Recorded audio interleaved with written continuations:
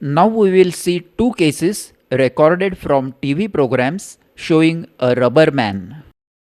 This man has hyperelastic skin which can be stretched abnormally. Note the elasticity or rather hyperelasticity of the skin of neck, face, arm, forearm and abdomen. This is a case of Ehlers-Danlos syndrome, a rare congenital disorder of collagen deficiency with ability of the skin to stretch abnormally. The person may also have laxity and hyperextensibility of joints with a tendency to dislocate. In some patients, the skin may be thin and velvety, fragile, easily bruisable, and heals with cigarette paper scars. This is Ehlers-Danlos syndrome. The next case is another type of Ehlers-Danlos syndrome where joint hypermobility is more prominent and hyperelasticity of skin is not marked. This is the typical rubber man who can flex his fingers, arms or legs in astonishing ways. In the classic severe form of the disease, both features, hyperelasticity of skin and lax hypermobile joints, both the features are present together. Note the painless, soft, cystic swelling below the medial end of the left clavicle. One would be tempted to aspirate the pus and confirm the cold abscess. But in medicine, you should never get excited and jump to a conclusion without a detailed clinical examination. And no other case will stress this point better than this one. On close inspection, you will note a small movement in the swelling, synchronous with the pulse. The swelling is pulsatile. When I gently place my finger over it, the pulsatile nature is clearly felt. Now I am keeping two fingers on two sides of the swelling to demonstrate the expansile nature of the pulsation. This is an aneurysm of ascending aorta eroding through the anterior chest wall. Inserting a needle into it will be a fatal mistake which history of medicine has documented time and again. The ascending aorta aneurysms are usually due to degeneration of collagen and elastic fibers in tunica media with circumferential dilatation and fusiform aneurysm. It is seen in Marfan's syndrome, hypertension, and aortic wall disease. This is the classical pulsatile parasternal swelling of an aneurysm of ascending aorta eroding through the anterior chest wall. Aphthous ulcer. This is a typical aphthous ulcer on the lower lip mucosa. It is a superficial and painful ulcer with a yellowish white base and a red inflamed edge in the acute stage. It heals spontaneously within a week to 10 days but is notoriously recurrent. The idiopathic aphthous ulcers occur anywhere on the non-keratinized oral mucosa, that is lip, tongue, buccal mucosa, floor of the mouth and soft palate. Note the two aphthous ulcers with surrounding hyperemia, one on the undersurface of the tongue and the other at right tongue margin. The patient complains of pain, which is severe when the ulcer comes in contact with food, especially chilies. The aphthous ulcers are treated with high doses of B complex and local application of lignocaine and steroid. If the ulcers are multiple and recurrent, a course of oral steroids will help.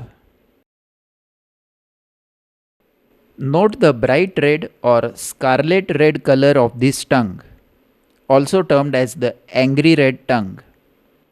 This can be due to niacin deficiency or other vitamin B complex deficiencies. It is also seen in acute glossitis and acute infectious fevers. It should be treated with high doses of vitamin B complex, both oral and injectable. In patients with bleeding disorders, the capillaries are fragile and skin hemorrhages occur spontaneously or with trivial trauma. Note the large skin hemorrhage on the left arm of this patient. This is ecchymosis. Initially, when it appears, it is bright red in color. Then it changes to blackish red color, and then over 3 to 4 weeks, it slowly fades away. The patient has another patch of ecchymosis over the left thigh.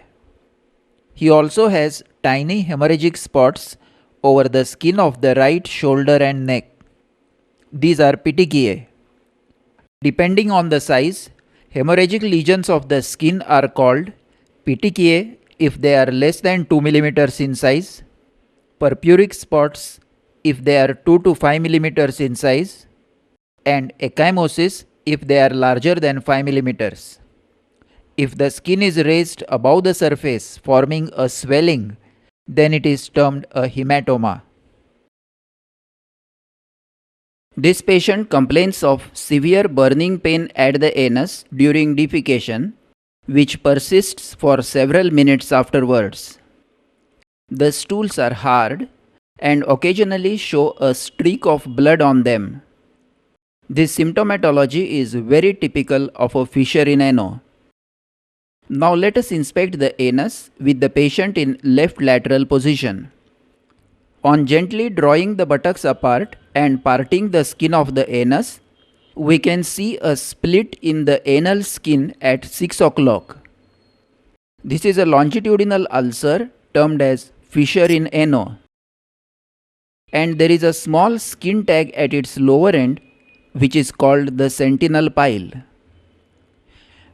Perrectal examination and proctoscopy should not be done as this is a very painful condition. Fissures are usually seen at the posterior, that is 6 o'clock position. In females, they are more common anteriorly, especially after childbirth, and occasionally they may be lateral.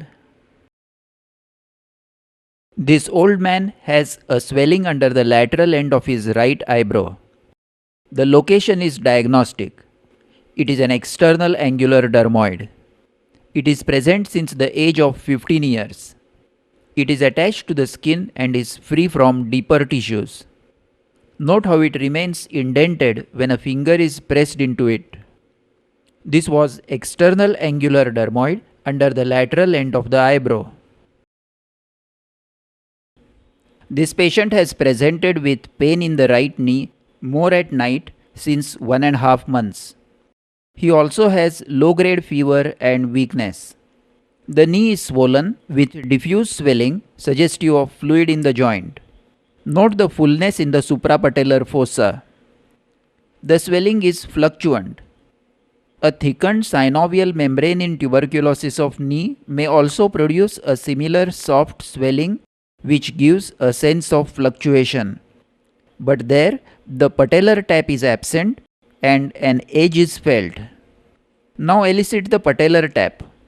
With patient supine, knee extended, press the suprapatellar area with the left hand to drive the fluid under the patella. Then with the fingers of the right hand, press the patella briskly in sudden tapping movements.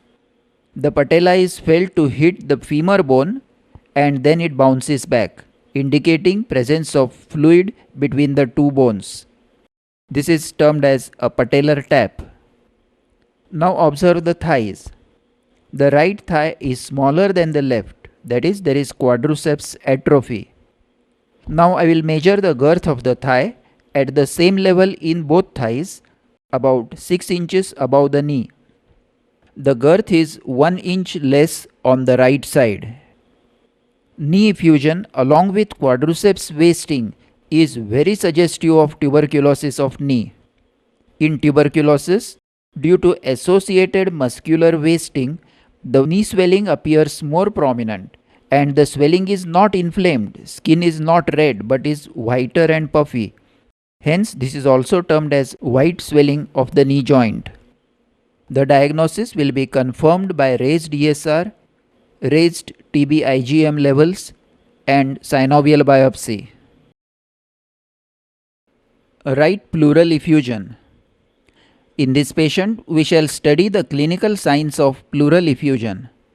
He has presented with fever, right-sided chest pain and breathlessness. On inspection, the right chest shows an overall fullness.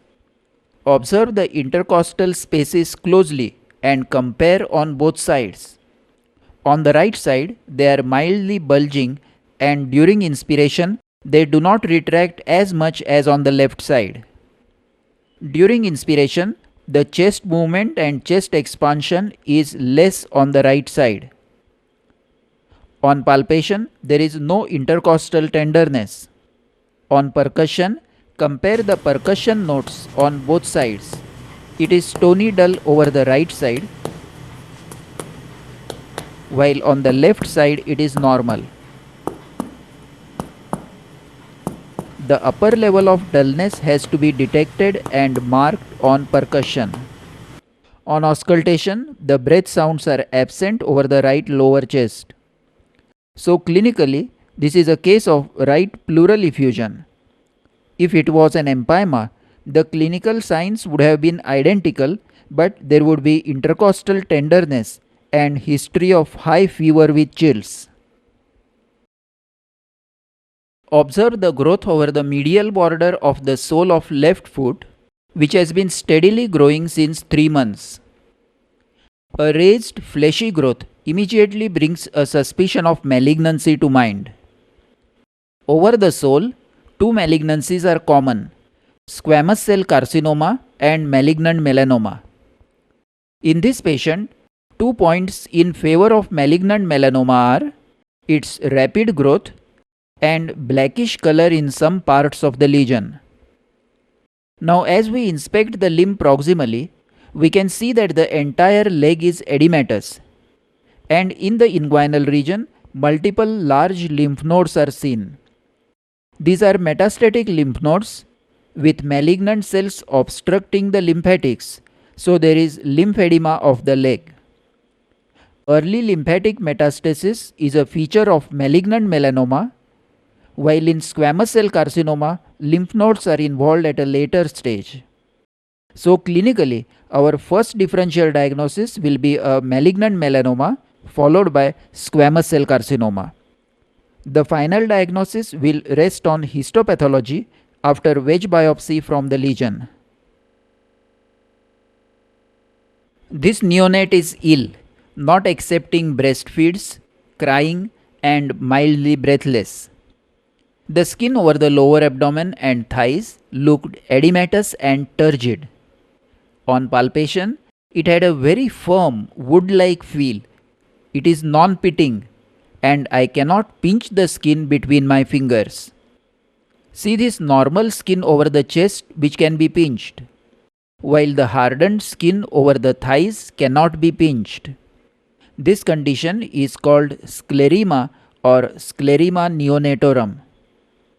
It is a sign of septicemia in infants, and it indicates very poor prognosis and is often fatal. Sclerema occurs due to hardening of the subcutaneous fat, due to exudation of fluid from the capillaries, and due to fat necrosis. The take-home message is: when a newborn infant is ill, not taking feeds, cold to feel, then look for hardening of the skin over the limbs, torso and face. Epulis. Note the gum swelling above the upper incisors. It is arising from the gums, hence the name epulis. On palpation, it is firm to feel and sessile. It is non-tender and does not bleed on touch. This is a fibrous epulis. There is no carious tooth in relation to the epulis as would be seen in granulomatous epulis. But mild gingivitis is seen all over, and on gentle rubbing, there is bleeding from the gums due to gingivitis. Fibrous epulis is a slow growing and benign growth, but if it is not excised completely, it tends to recur.